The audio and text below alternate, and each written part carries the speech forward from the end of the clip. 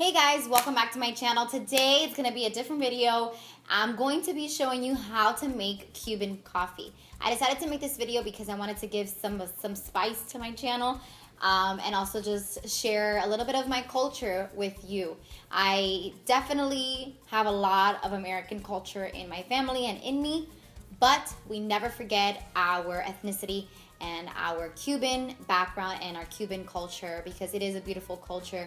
And despite all the problems that the country has, the culture is always very rich and it stays rich, and it is something that we always cherish in our family.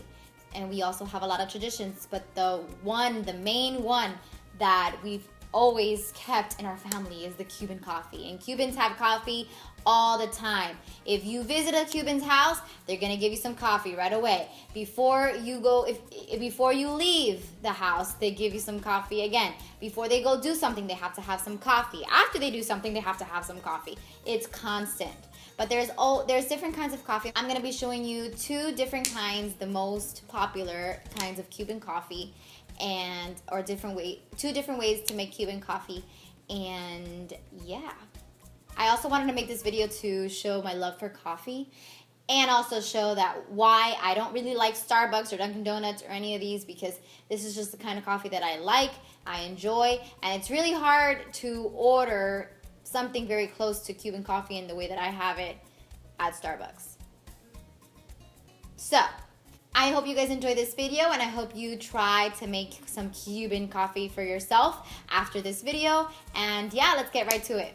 So first I'm going to start with the Café Cubano, which is basically like an espresso, but we really call it a shot of espresso just because it's so small, and it's just a little bit of amount because it's very strong. So the coffee that you want to use is either Café La Llave, which is the one that I'm showing you here, or Pilon, which is another one that we use, but you can't leave it in the bag.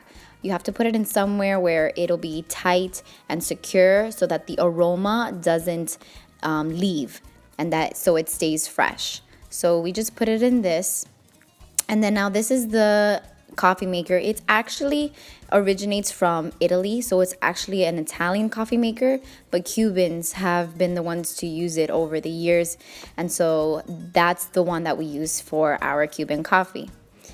And so first, what you're gonna do is you're gonna take this bottom part, and I'm showing you here that you have to put the water under this like screw. It cannot go over it, so just right below it. As you can see it from inside as well. Just right below it, fill it up to with water, and then you put this other part on it, and then that's where you put the coffee.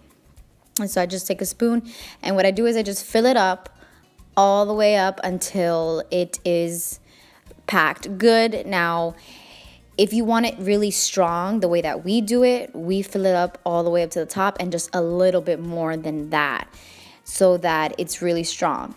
If you don't want it that strong, you can just fill it up to the rim. But we go a little bit above that because we want it really strong. And so I don't like to flatten it out. I just kind of like go like that with my spoon so that it's not flat.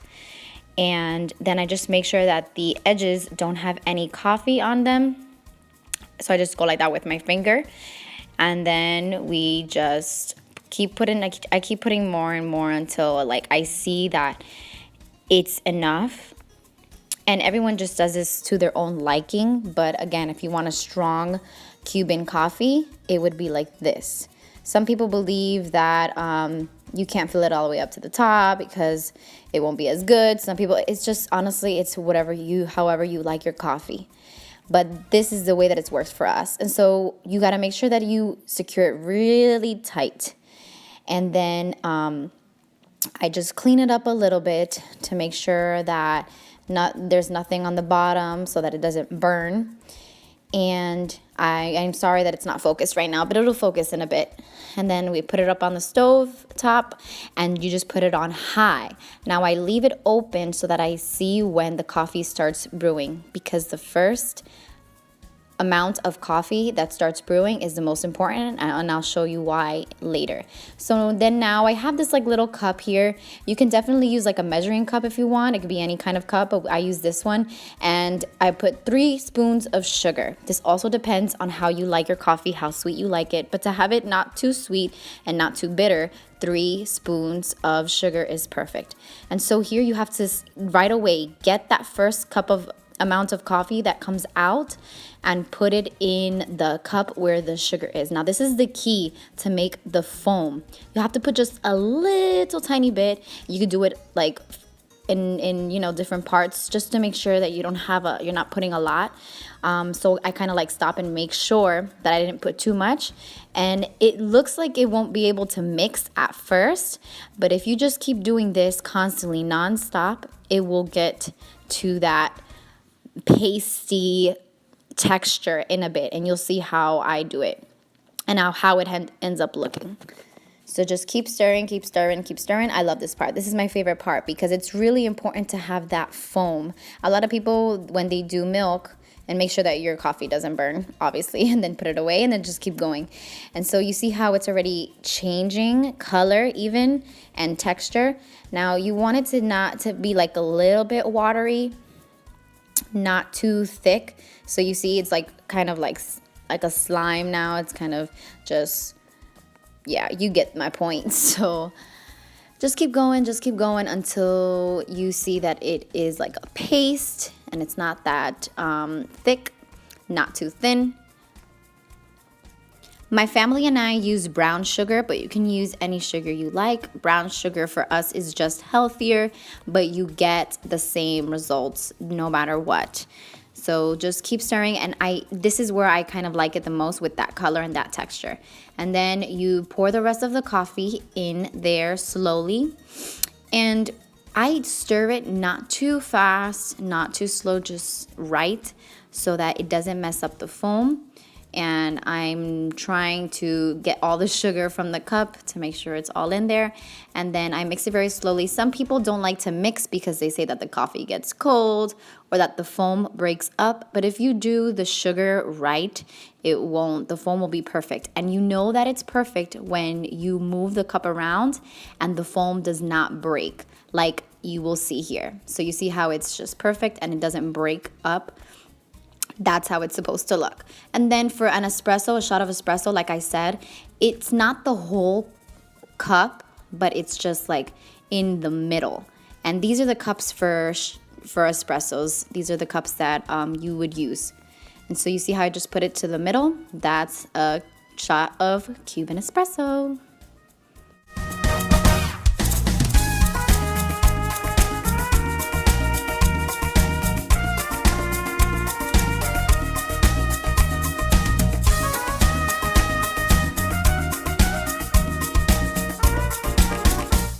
Okay, so now for the cortadito, and this is basically the same thing as a shot of espresso, but with a little bit of milk in it.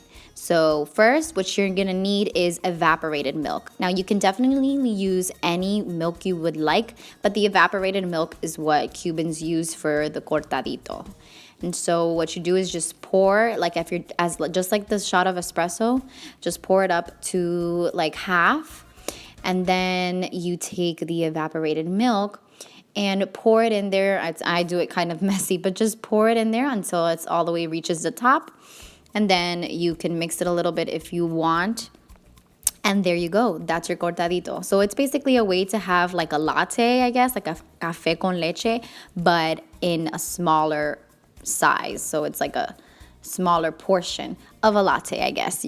Okay, so some Cubans, it depends on the occasion and the situation, but either we just drink our coffee with nothing or with these crackers or like bread, but these crackers are specifically Cuban crackers. You can get them at your local store if it has like a Spanish section, and then we use butter for it. I use this Irish butter, which is so good, but we just put it on the crackers just like that, and it's amazing. It's so good. If you've never seen these crackers, I'm pretty sure that it's because they are going to be more like in a Spanish supermarket, so like Sedanos And same thing with the coffee. You'll be able to find it like in a Spanish Publix, which I don't think they have anymore, but like a Sedanos or any other local store.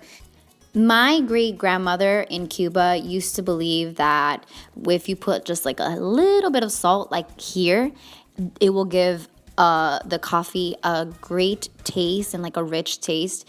If you guys don't want to do that, you don't have to, but that's just another old Cuban tradition in my family. And so here you go. We have the Cuban espresso, the cortadito, and our crackers with butter.